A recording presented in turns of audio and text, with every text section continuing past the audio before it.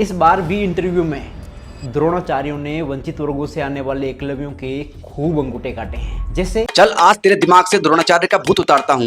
अरे भाई तूने खूब डेटा तो फेंका पर अपने ही तर्क में फंस गया। चल मैं तुझे स्टेप बाय स्टेप आंसर देता हूँ, फैक्ट के साथ, बिना किसी लाख लपेट के। तूने कहाँ है तुम्हारे 90% और 99%? रुक जा, पहली बात तो ये 52.88% का गणित समझ ले। ये स्कूल का रिजल्ट नहीं जहां 90% लाने के बाद भी बच्चे की रैंक क्लास में सबसे पीछे होती है। यूपीएससी में 2025 में से 1071 अंक लाना मतलब देश के लाखों उम्मीदवारों को पछाड़कर टॉप 0.1 में जगह बनाना। ये बोर्ड का परसेंटेज नहीं बल्कि दम की बात है। तेरा खुद का बयान है 52.88% पर टॉपर बन सकते हैं, तो फिर तेरे एकलव्य क्यों पीछे हैं? अगर उनमें असली ताकत है तो उसे लिखित पेपर में दिखाएं, क्योंकि वहाँ जाति भी नहीं पूछी जाती, नाम भी नहीं पूछा जाता, सबका पेपर गुमनाम होता है। सुरभि ने 862 लाकर दिखा दिया कि दम है, तो बाकी क्यों नहीं दिखा पाते? असली लड़ाई तो रिटर्न पेपर में होती है। जितना तू इंटरव्यू के अंकों पर रोएगा उतना ही तू अपने लिखित के कम नंबर छिपाएगा। अगर सच में एकलव्य होते तो रिटर्न में ही अनुज को टक्कर देते, क्योंकि मेरिट किसी के इंतजार में नहीं बैठती, वो खुद मुकाम बनाती है। सेकंड पॉइंट, चल तेरे सुरभि यादव के 862 अंक और अनुज अग्निहोत्री के 867 अंक वाला भी डेटा बस्ट करते हैं। तू कहता है लिखित में सिर्फ 5 नंबर का अंतर, इंटरव्यू में 39 का अंतर, तो क्या हुआ? इंटरव्यू का उद्देश्य ही पर्सनैलिटी चेक करना है, ना कि किताबी ज्ञान। हो सकता है अनुज ने तनाव में बेहतर संयम दिखाया हो या उसकी सोच ज्यादा परिपक्व हो। अगर 165 देने वाले द्रोणाचार्य हैं तो ये बता सुरभि ओबीसी है, पर ओबीसी में से भी 19% लोगों को 200 प्लस अंक मिले हैं। अगर सिस्टम बायस्ड होता तो किसी ओबीसी को 200 प्लस अंक क्यों मिलते? चल तेरे 2007 से 2017 के 10,000 लोगों के डेटा की भी पोल खोलता हूँ। तूने परसेंटेज तो बताए पर बेस पॉपुलेशन नहीं बताया। मान ले जनरल के 100 लोग इंटरव्यू में पहुंचे, उसमें से 26.88% को 200 प्लस अंक मिले, यानी 27 लोगों को।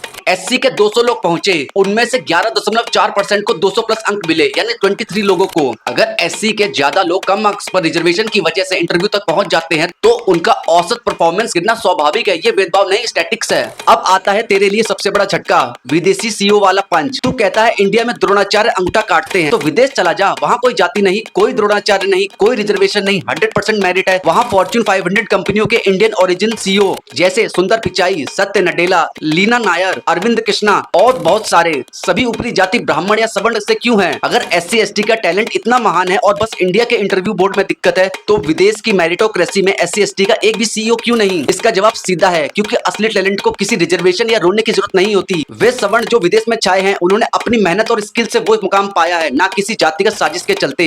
तो अपनी इस अंगूठा काटने की फिल्म को बंद कर। तेरा डेटा सिर्फ कोरिलेशन दिखाता है, कॉजेशन नहीं। विदेश का डेटा तुझे शीशा दिखा रहा है, वहाँ कोई द्रोणाचार्य नहीं, फिर भी एकलव्य नहीं दिखते, क्योंकि दम होता तो कहीं ना कहीं निकल ही आता। रियल टैलेंट अपनी जगह खुद बनाता है, बाकी सब बहाने हैं। अगर आप लोगों को ये वीडियो पसंद आई हो और मेरे डेटा और फैक्ट सही लगे हो तो प्लीज मेरे चैनल को सब्सक्राइब कीजिए।